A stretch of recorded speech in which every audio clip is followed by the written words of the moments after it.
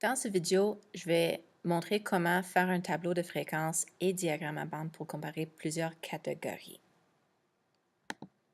Alors, j'ai déjà sélectionné des données ici. J'ai trié d'abord par la pression. Je peux ici aussi utiliser le View, Freeze, Up to Current Row. Comme ça, j'ai des titres qui me suivent partout. J'ai trié d'abord par pression. Donc, je vois chaque catégorie séparément. D'abord, les aucune, beaucoup, très peu, une pression moyenne. Ensuite, j'ai trié chaque section. Alors, à l'intérieur de aucune, j'ai trié par la colonne B pour le jeu de mémoire pour les voir en ordre croissant, de plus petit au plus grand. Ensuite, je me suis fait des tableaux de valeurs avec des intervalles de 10. En dedans, je vois quand même qu'il y a des intervalles où, dans certaines catégories, il n'y a aucun répondant qui a répondu qu'ils ont ce niveau de pression et aussi ce résultat dans le jeu de mémoire. Mais c'est correct, c'est très important qu'on ait les mêmes intervalles pour chaque catégorie parce que ici, pour comparer les résultats selon la catégorie, c'est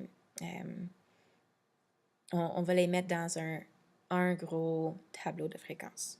Alors, si on veut faire simplement le grand tableau de fréquences, tableau de fréquences avec toutes les catégories et tous les intervalles. On peut le faire de deux façons différentes. Ici, on peut copier les intervalles et on peut par la suite dire aucune pression. Donc, on va trouver le nombre de personnes pour chaque type de pression. Aucune,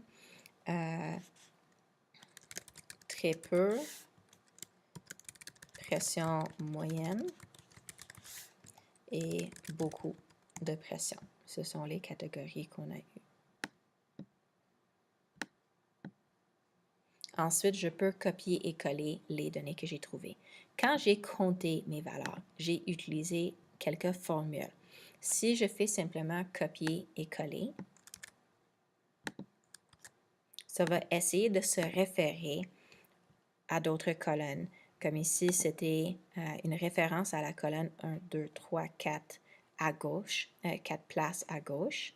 Là aussi, c'est une référence à la colonne 1, 2, 3, 4 places à gauche.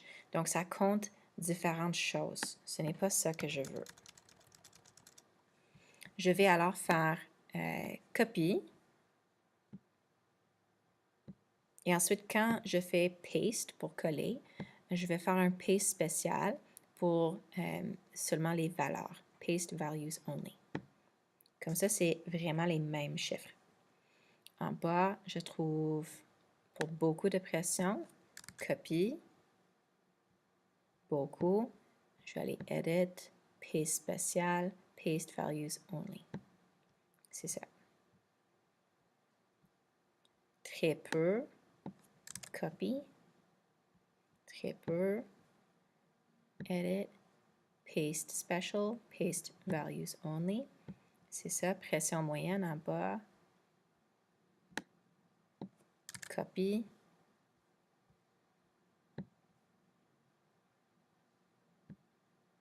paste special, paste values only. Et voilà, j'ai maintenant un tableau de fréquences qui compare directement chaque catégorie à chaque intervalle pour les temps dans le jeu de mémoire. Pour le mettre dans un gros diagramme, je peux maintenant faire Insert Chart. Et ça le fait, ça suggère déjà quelques méthodes de le montrer. Il y a une façon de dire, OK, c'est le nombre brut de personnes, puis chaque petite bande représente un numéro de personne et chaque couleur est indiquée dans la légende. Une très bonne façon aussi, c'est de dire plusieurs histogrammes. C'est comme si on faisait des histogrammes séparés pour chaque intervalle. Donc, une façon, c'est de faire un histogramme séparé pour chaque intervalle où on voit le nombre de personnes qui ont dit une pression moyenne, aucune pression, etc. Si on fait comme ça,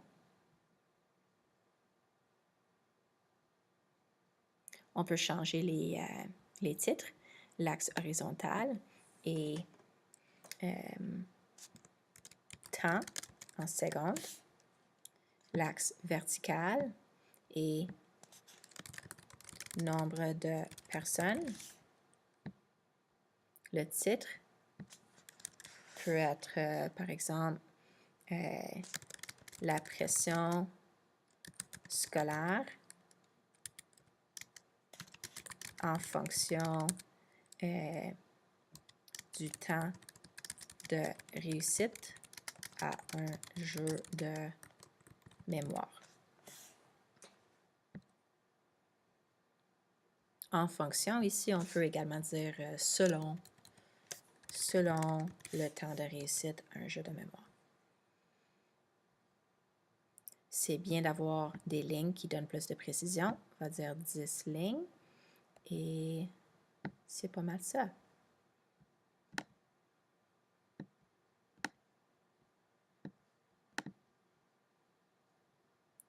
Voilà.